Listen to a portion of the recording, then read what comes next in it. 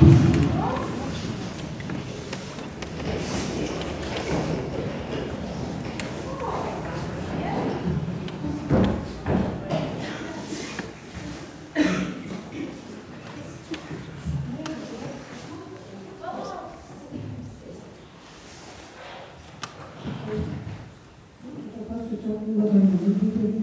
mano didelis Vladimiras. Važiuoju šiandien brolio aplankyti Vilnių, pasisvečiuoti, o toliau mano kelias tolimas. Į Angliją važiuosiu. Į Angliją.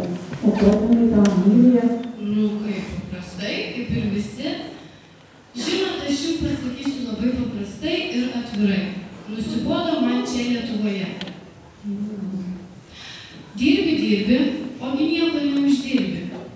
Visas pajamas išleidžiu maistui, butui, ogi jauna, noriu ir papramogauti, ir pakeliauti, bet nėra galimybių. Ir išvis man atrodo, kad ten Anglijoje bus mums visiems kur kas geriau. Man taip atrodo. Ir apskritai, kodėl aš turiu čia dirbti už gražus, kodėl turiu kažką duoti Lietuvai, ką ji man davė. Žinai, kad man graudu klausytis tavęs. Tas jaunimas, jie tik įpratę, kad jiems atneštų, kad tavai kaip ant lėkštutės padėtų, jie atneštų. Ir ko jūs ten į tą Angliją, galima čia susikurti gyvenimą.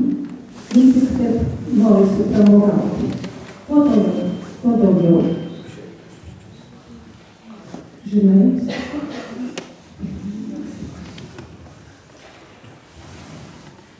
pramogų, tai jūs, man atrodo, nemažai turite. Nepykit, bet pasakysiu, kalbat tai visai kaip mano močiutė.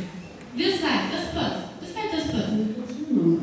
Bet suprantat, gi dabar ne tie anie laikai.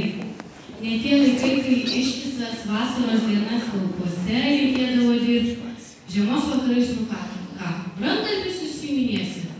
Dabar visai kiti laikai, jūs tai tokių galimybių neturėjot kaip mes. Todėl nelabai jūs ką suprantat.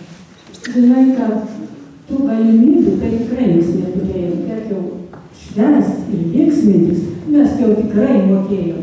Net per Adventą mes susirinkdavom visos ir dainuodavom dainas, adventinės dainas, ir gražios buvo.